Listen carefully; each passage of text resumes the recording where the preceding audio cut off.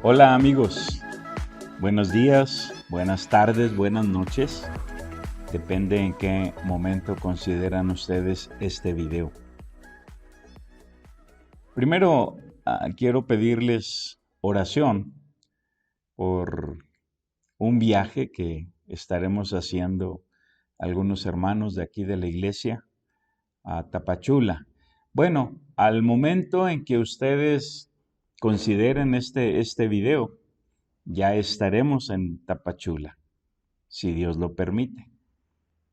Vamos a estar allí del 23 al 30 de noviembre, 23 al 30. Ustedes estarán considerando este video el 27, domingo 27 de este mes de noviembre.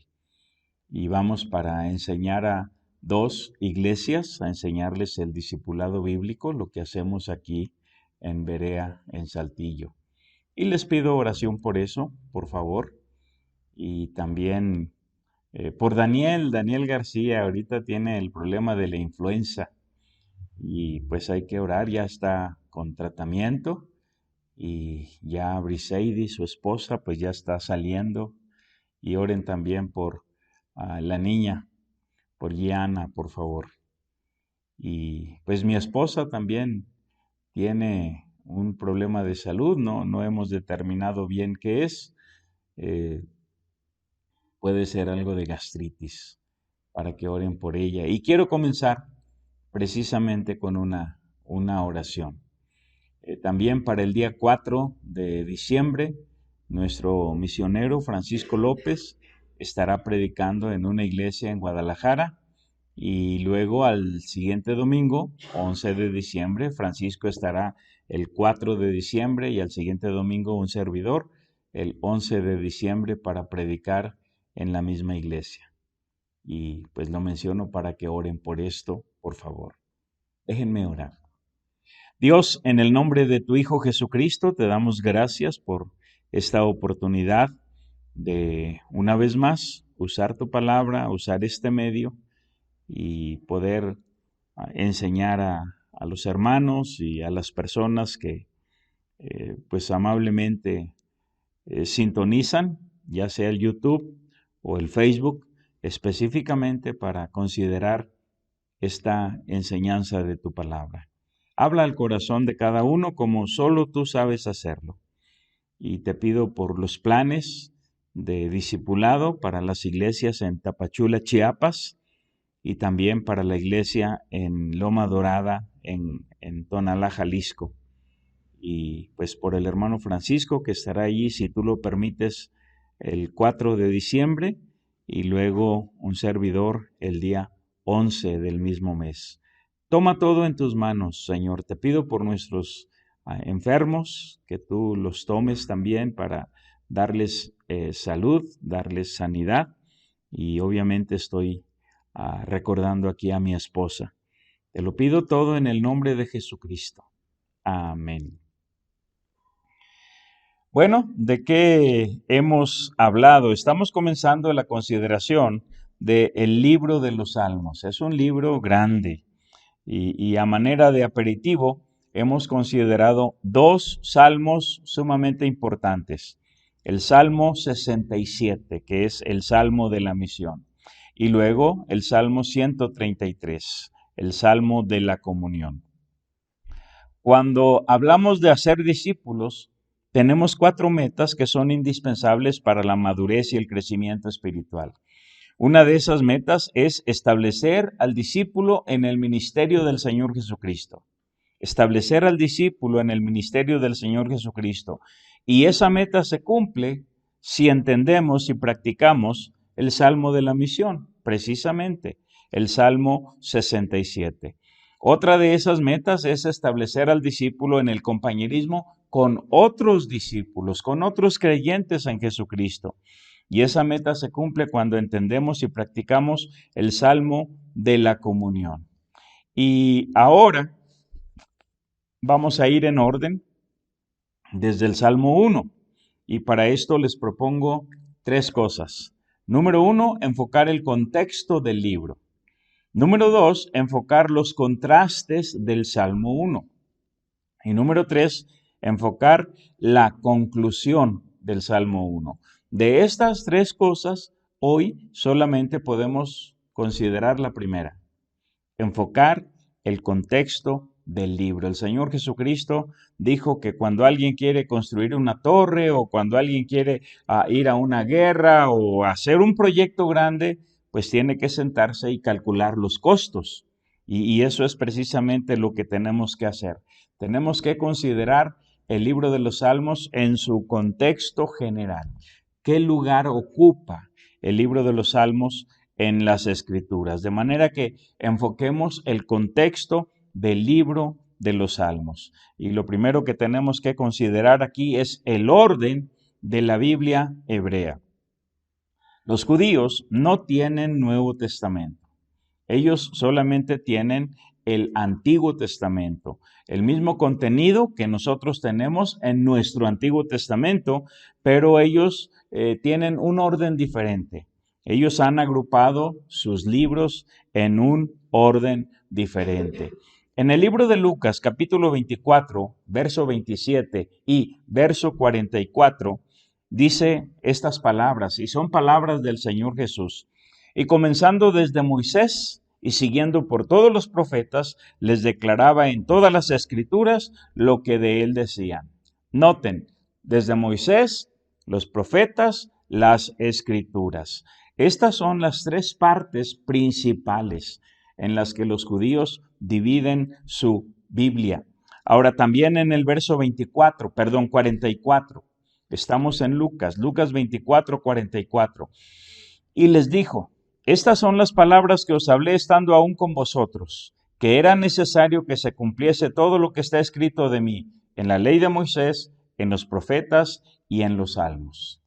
Ahí están las mismas 3 divisiones principales, la ley de Moisés, los profetas y los salmos.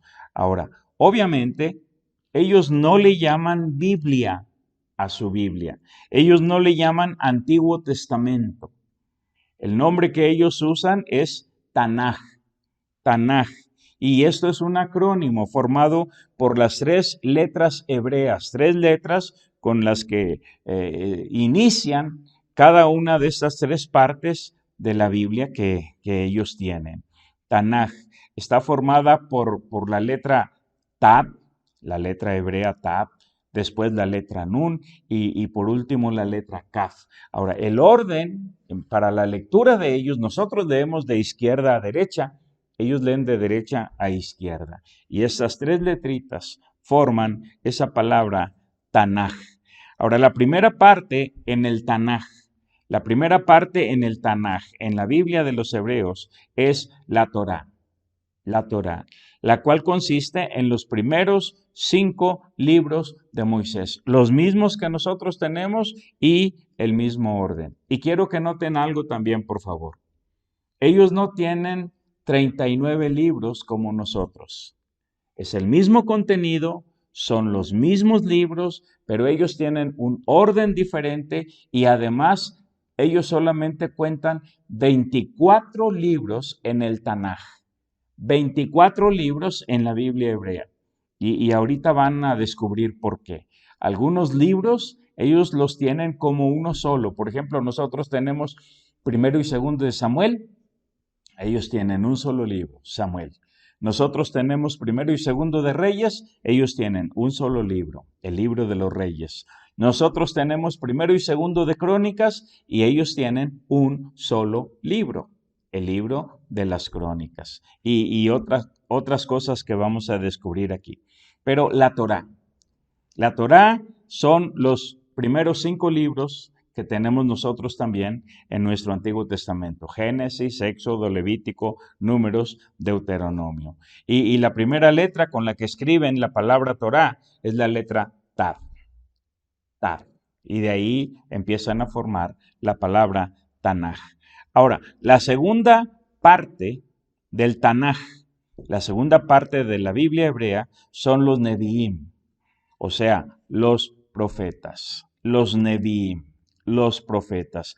Y ellos dividen los libros de los profetas o el libro de los profetas en 2 partes principales, profetas primeros y profetas postreros, así nada más. Y la primera letra con la que escriben la palabra Neviim es la letra hebrea Nun, Nun. Y el contenido, el orden, noten el orden, por favor. En los profetas primeros, ellos tienen Josué, Jueces, Samuel y Reyes.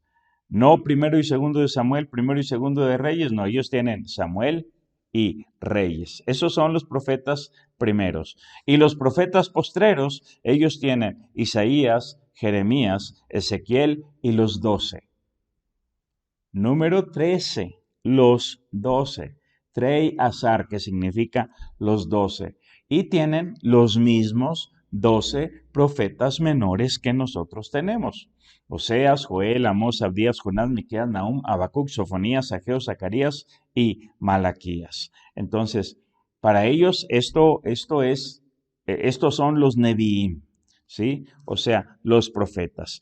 Y la tercera parte del Tanaj, la tercera parte de la Biblia hebrea, son los Ketubim, o sea, los escritos o las escrituras. Y la primera letra con la que escriben la palabra Ketubim es la letra Kaf.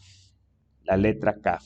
Ahora, los escritos, los Ketubim, ellos los dividen en 3 partes principales. La primera parte son los escritos poéticos, comenzando con Salmos, Proverbios y Job. Esos son los escritos poéticos. Noten, por favor, que el primer libro de los Ketubim, el primer libro de los escritos, el primer libro de las escrituras, son los Salmos para ellos. Después Proverbios y Job. Y luego tienen 5 rollos: Cantares, Ruth, Lamentaciones, Eclesiastés y Esther. Y por último, tienen los escritos históricos: Daniel, Esdras, Nehemías, un solo libro, un solo volumen, Esdras, Nehemías, y al final, Crónicas. No primero y segundo de Crónicas, sino un solo volumen o un solo rollo, las Crónicas. Y noten también que nosotros en nuestra Biblia tenemos a Daniel como uno de los profetas, pero ellos lo tienen como un libro histórico. O sea, la historia escrita por el profeta Daniel. Y el libro de Nehemías, pues, uno solo.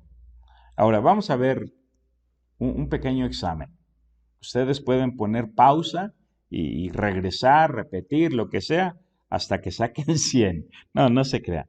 Pero, ¿cómo se llama la tercera parte principal de la división del Tanaj? Correcto, los Ketubim, o sea, los escritos. ¿Y cuál es el primer libro en el orden de los Ketubim? Exacto, los Salmos, es el libro de los Salmos. ¿Qué dijo el Señor Jesús en Lucas 24:27? Y comenzando desde Moisés y siguiendo por todos los profetas, les declaraba en todas las escrituras lo que de él decía. Y aquí enfoqué en verde la última frase, lo que de él decían, lo que de él decían. O sea, Moisés habló de Jesús, los profetas hablaron de Jesús y las escrituras, comenzando con Salmos, hablaron de Jesús. Y el verso 44, noten otra vez lo que dice el verso 44. Y les dijo: estas son las palabras que os hablé, estando aún con vosotros, que era necesario que se cumpliese todo lo que está escrito de mí. Una vez más, lo enfoqué con verde. lo que está escrito de mí en la ley de Moisés, en los profetas y en los salmos. En los salmos. De manera que sin temor a equivocarnos, podemos decir que los salmos hablan del Señor Jesús. Los salmos nos hablan del Señor Jesús. Ahora, tan solo por eso, porque los salmos nos hablan de Jesús, tan solo por eso, con ese enfoque, cuando leemos los salmos, deberíamos buscar a Jesús. Deberíamos meditar. ¿Qué me dice este salmo, el otro salmo, aquel salmo acerca de mi Señor Jesús? Sin embargo, ¿cuántas veces aparece el nombre de Jesús en los salmos? Ni una sola vez. ¿Cuántas veces aparece el nombre de Cristo en español? Ni una sola vez. Ahora, en hebreo, los hebreos sí ven la palabra Mesías en los salmos, porque la palabra Mesías quiere decir ungido, el ungido. Y nosotros, eso es lo que nosotros vemos en español. El ungido del Señor. Por ejemplo, ahí en el Salmo 2 lo leen en su casa. De manera que al Señor Jesús lo veremos en los Salmos con el título hebreo de Mesías, que significa el ungido. ¿Seremos capaces de reconocer al Señor cada vez que vamos a los Salmos? ¿O estaremos como María Magdalena?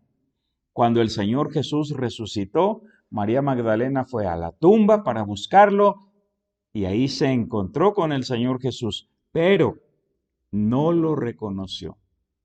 Miren cómo dice Juan 20:15. Juan 20:15. Jesús le dijo: mujer, ¿por qué lloras? ¿A quién buscas? Ella, pensando que era el hortelano, le dijo: Señor, si tú lo has llevado, dime dónde lo has puesto y yo lo llevaré. Noten lo que enfoqué con color café o anaranjado, como lo ven en su pantalla. Ella pensando que era el hortelano. Está hablando con él, lo tiene enfrente, pero no lo reconoce. Llegamos a los salmos, leemos nuestro salmo favorito, pero no reconocemos al Señor Jesús. ¡Qué tremendo! Y el Señor Jesús dijo que los salmos hablan de Él. Ahora, hay otras figuras y personas que también reflejan la imagen de nuestro Señor Jesús en los salmos. Pero para verlo necesitamos recordar y comparar la Escritura con la Escritura. Por ejemplo, ¿quién será el pobre del Salmo 41? ¿Quién será el pobre del Salmo 41? Y cuando estudiamos la Biblia, una cosa es leer y otra cosa es estudiar. Porque al estudiar tenemos que poner atención. Al estudiar tenemos que escribir de nuestro puño y letra. Al estudiar tenemos que meditar. Cuando estudiamos la Escritura, tenemos que notar las palabras precisas. No pregunto, ¿quiénes serán los pobres? Esa no es la pregunta. La pregunta es, ¿quién será el pobre del Salmo 41? En el Evangelio de Juan, en el capítulo 12, María había llevado un perfume muy caro para ungir al Señor Jesús. Y todos los discípulos se escandalizaron. Y dijeron, pues este perfume que es tan caro, pudo haberse vendido y el dinero repartirlo entre los pobres. Pero el Señor Jesús dijo estas palabras dirigiéndose a uno de ellos. Dice Juan 12:7. Entonces Jesús dijo, déjala, para el día de mi sepultura ha guardado esto, porque a los pobres siempre los tendréis con vosotros, mas a mí no siempre me tendréis. Los pobres, siempre hay pobres y siempre podemos ayudar, siempre podemos hacer algo. por los pobres. Pero la pregunta para meditar, para enfocar aquí por nuestra enseñanza ahora es, ¿quién será el pobre del Salmo 41? Allí en 2 Corintios capítulo 8, versículo 9, Pablo nos dijo que el Señor Jesús se hizo pobre. Dice, porque ya conocéis la gracia de nuestro Señor Jesucristo, que por amor a vosotros se hizo pobre, siendo rico, para que vosotros con su pobreza fueseis enriquecidos.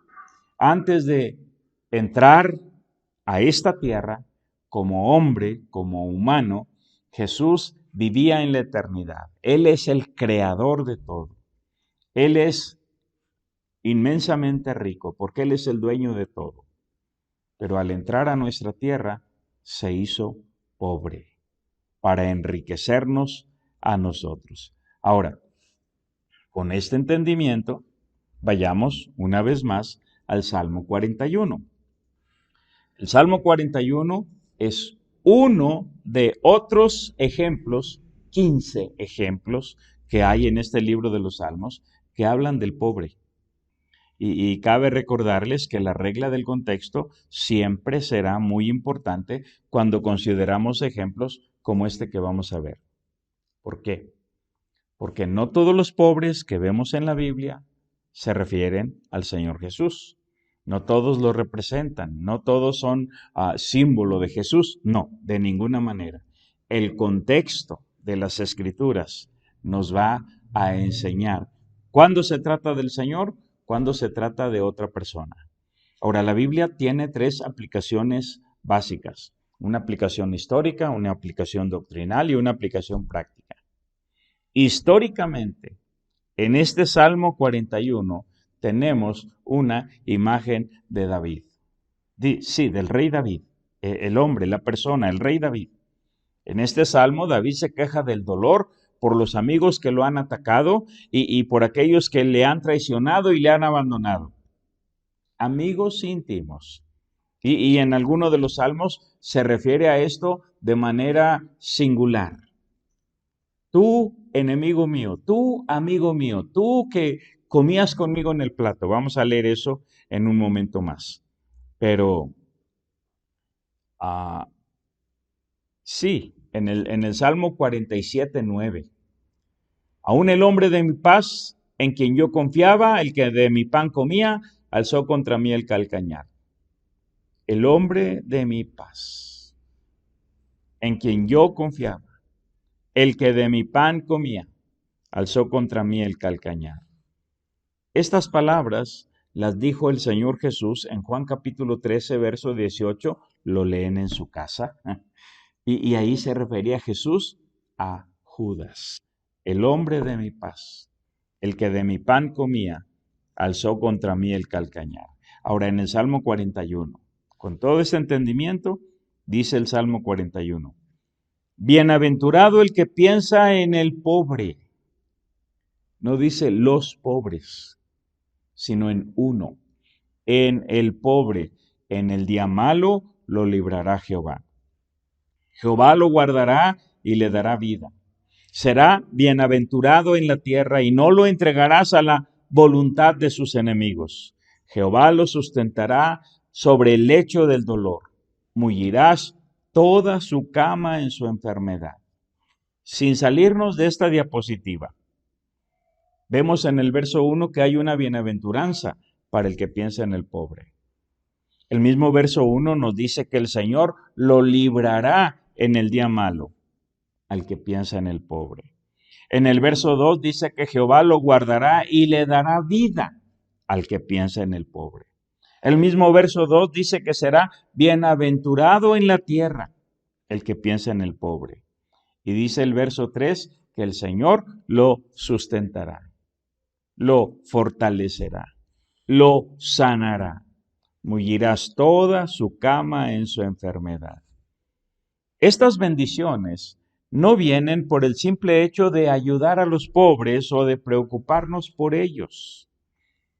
Estas bendiciones vienen por pensar en el pobre, en uno. ¿Qué dijo Jesús en Juan 12:8? A los pobres siempre los van a tener con ustedes, pero a mí no siempre me tendrán.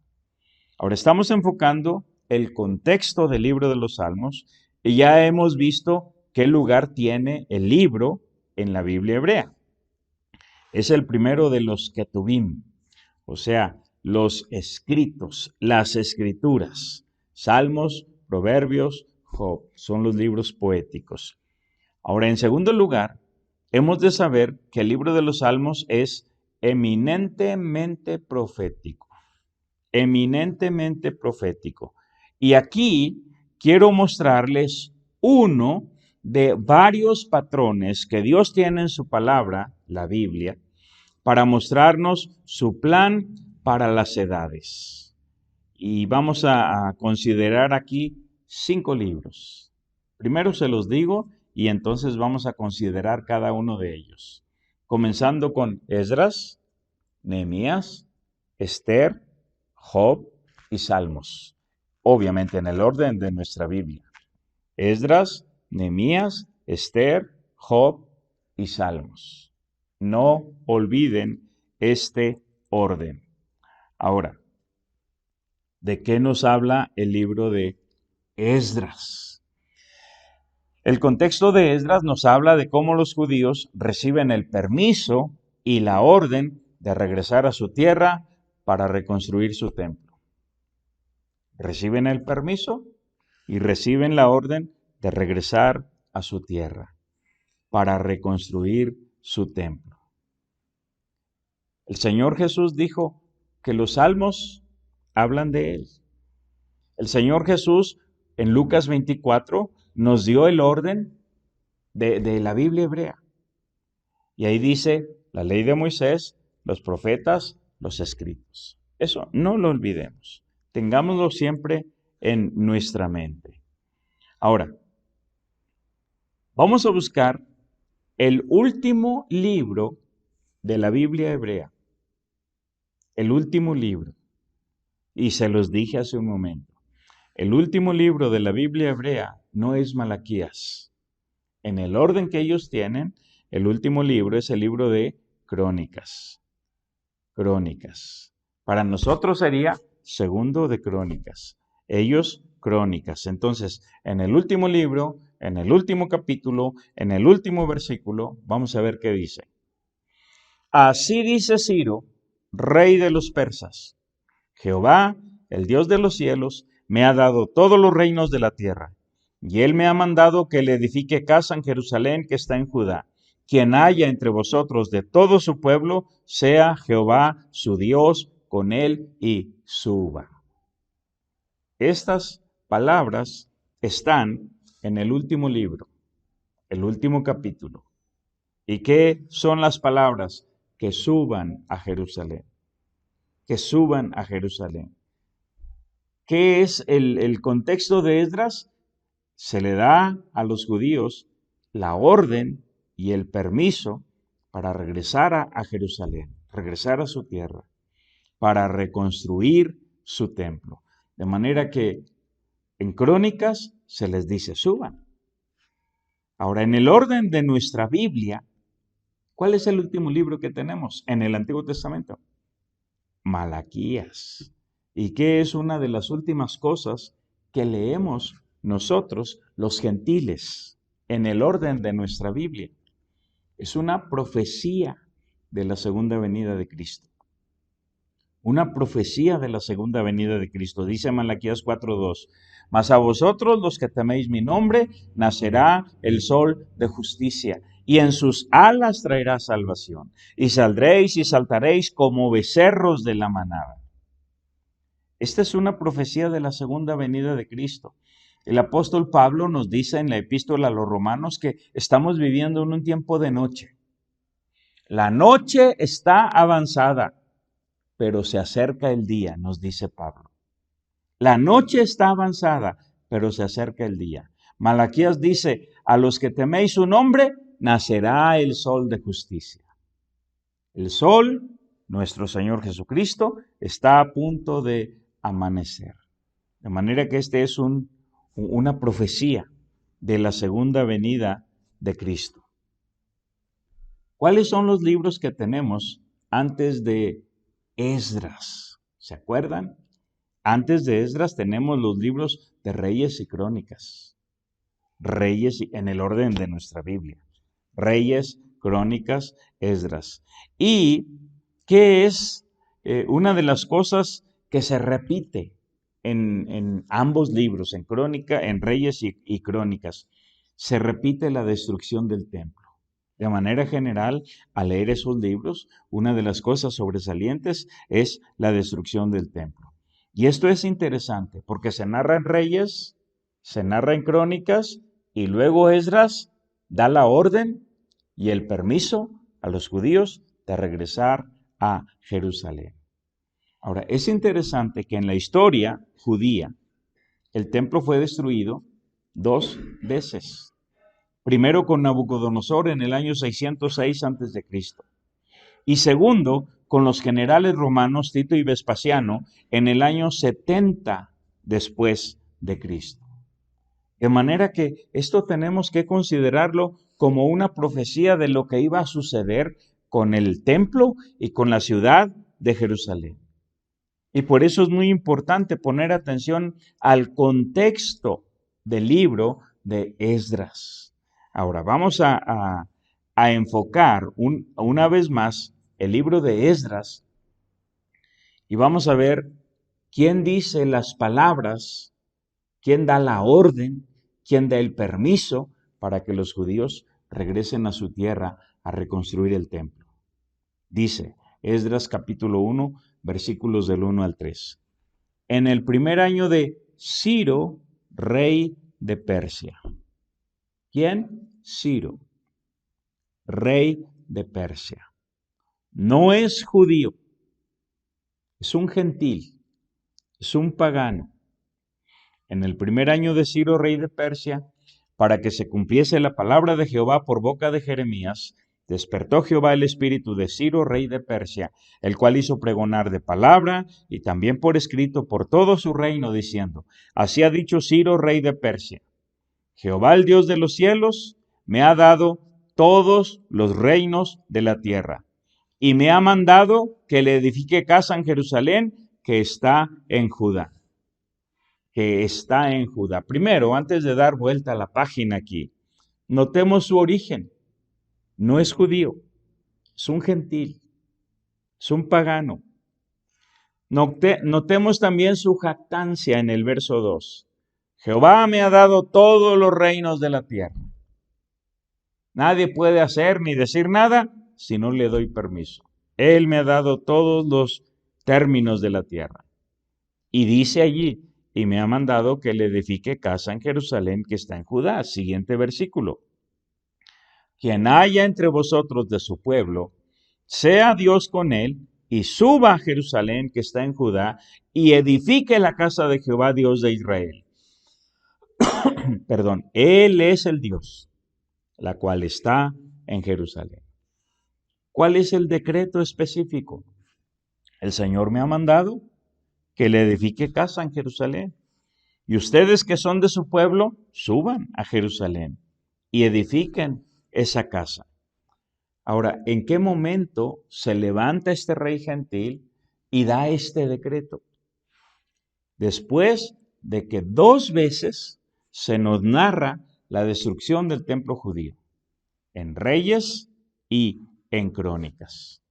Ahora, es interesante que en la historia moderna, Dios levantó a un rey pagano que, al igual que Ciro, se jactaba diciendo: el sol no se pone sobre el imperio británico. El sol no se pone sobre el imperio británico. Este rey le dio la orden a los judíos de establecer un estado judío. Allá alrededor del 1900, principios del 1900, estaba muy fuerte el movimiento sionista, los cuales luchaban por formar un estado judío. Desde el año 70 después de Cristo, la ciudad de Jerusalén fue destruida, los judíos fueron dispersados por todo el mundo y no había un estado judío. no tenían una tierra, no tenían pasaporte. Nosotros, donde quiera que vamos, llevamos nuestro pasaporte, especialmente cuando andamos fuera del país, ¿verdad? Hay bastantes mexicanos, por decirlo de manera coloquial, hay un montón de mexicanos en este momento en Qatar. Y todos tienen su pasaporte. ¿De dónde eres? De México. ¿Sí? Pero los judíos no tenían un pasaporte porque no había un Estado judío. Entonces, en la historia moderna tenemos algunos paralelos históricos que vienen a ser un cuadro perfecto de esto que estamos viendo en la Biblia. La historia nos muestra que el templo judío ha sido destruido 2 veces. Ya les dije, año 606 antes de Cristo y año 70 después de Cristo. Y la historia nos muestra que el Señor levantó a un rey pagano, un rey gentil, para comenzar la restauración del pueblo judío. Y hay algunas coincidencias entre Ciro, de Esdras capítulo 1, y este rey gentil, allí en el tiempo del movimiento sionista, alrededor de a principios de los años 900, 1900. No era un rey judío, era un rey pagano, era un rey gentil que se jactaba diciendo: el sol no se pone sobre el imperio británico. Ahora, el decreto específico que dio este rey pagano está contenido en la llamada Declaración Balfour por James Arthur Balfour, el primer ministro del Reino Unido en aquel tiempo. Esta declaración fue escrita el 2 de noviembre de 1917. La declaración Balfour fue redactada en una carta firmada por el ministro de Relaciones Exteriores británico, James Arthur Balfour, y fue dirigida al líder de la comunidad judía en la Gran Bretaña, en aquel tiempo el barón Lionel Walter Rothschild. El texto fue publicado en la prensa el día 9 de noviembre de 1917. De manera que en su contexto, el libro de Esdras nos habla de cómo los judíos van regresando a su tierra. Y de la misma manera, la declaración Balfour dio permiso a los judíos de regresar a su tierra. Y esto fue un verdadero milagro, porque por 2000 años, desde el año 70 hasta 1917, los judíos habían estado dispersos por todo el mundo. Esdras, Nehemías. Esdras, Nehemías. El contexto de Nehemías nos habla de la reconstrucción de los muros de la ciudad. ¿Y saben cuál fue la cosa más importante para Dios después de la declaración Balfour de 1917, donde se les permitió a los judíos regresar a su tierra en Palestina? La cosa más importante fue la definición de las fronteras de Israel. Evento histórico que sucedió el 14 de mayo de 1948.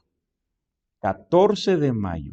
Y como dije antes, esto fue un verdadero milagro, porque nadie creía que esto pudiera suceder. Ni los teólogos de aquel tiempo, ni los estudiantes serios de las Escrituras creían que se pudieran cumplir las profecías que Dios había dado en cuanto a Israel. Los teólogos de aquel tiempo escribieron libros donde decían que todo lo que Dios decía de Israel en el Antiguo Testamento tenía un cumplimiento cabal en la iglesia gentil, siendo que las profecías de Dios eran para los judíos. Entonces estaban robando esas promesas y aplicándolas a la iglesia. Pero Dios tenía sus propios planes, porque el 14 de mayo de 1948, el primer ministro israelí de aquel tiempo, David Ben Gurión, dio la proclama oficial de reconocimiento. Esdras, Nehemías, Esther. En el contexto del libro de Esther, se nos habla de una fiesta de bodas. De eso habla el libro de Esther.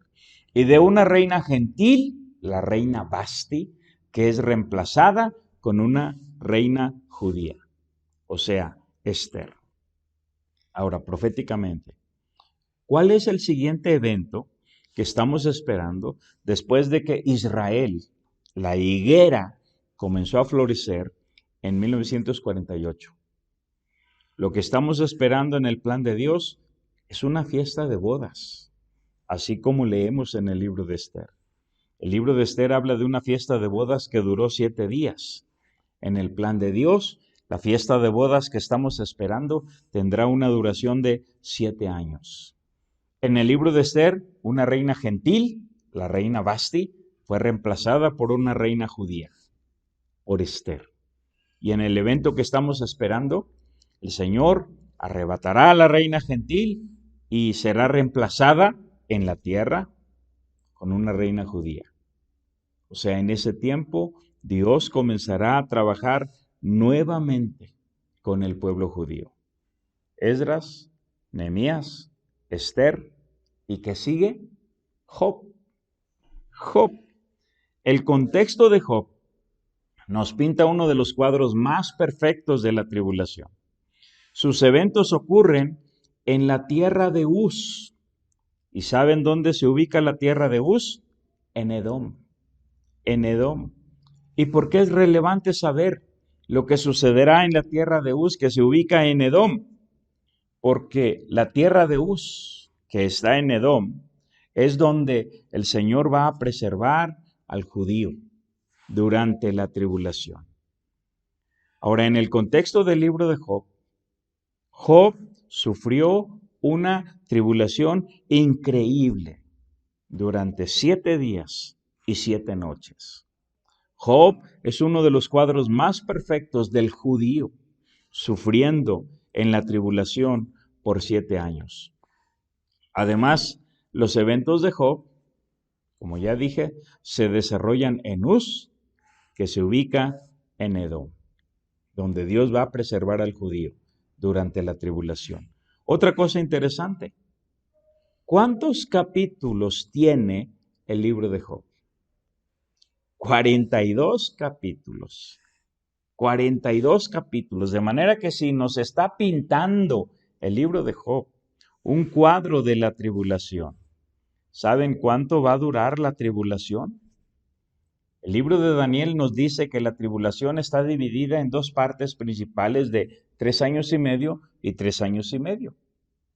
Y la segunda mitad de estos 3 años y medio, 3 años y medio y 3 años y medio, se llama la gran tribulación. ¿Cuántos meses hay en 3 años y medio? 42 meses.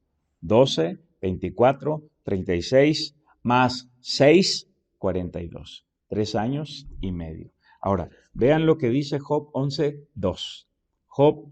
Apocalipsis. Apocalipsis 11:2.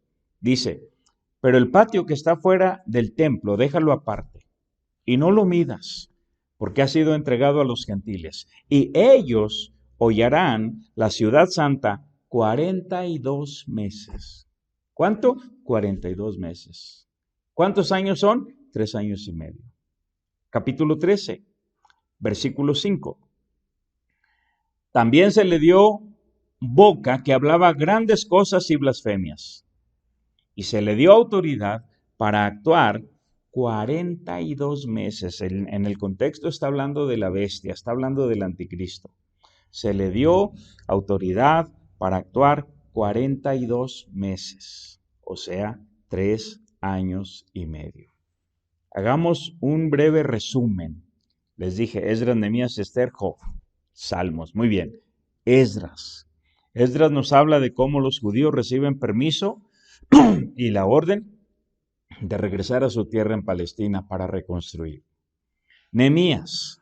Nehemías nos habla de la reconstrucción de los muros de la ciudad, simbolizando los límites o las fronteras del Estado israelí. Esther. Esther nos habla de una fiesta de bodas y de una reina gentil que es reemplazada con una reina judía. Job. Job nos pinta un cuadro de la tribulación y se desarrolla en la tierra de Uz, que pertenece a Edom, en el mismo lugar donde el Señor guardará a los judíos. Esdras, Nehemías, Esther, Job. ¿Y qué sigue después de Job? Salmos. Salmos. Y en el contexto, el libro de los Salmos nos presenta a David en su reino y en su trono. En su reino y en su trono. Y esto nos pinta un cuadro perfecto de cuando el Hijo de David, el Señor Jesucristo, estará sobre la tierra, reinando, sentado en su trono.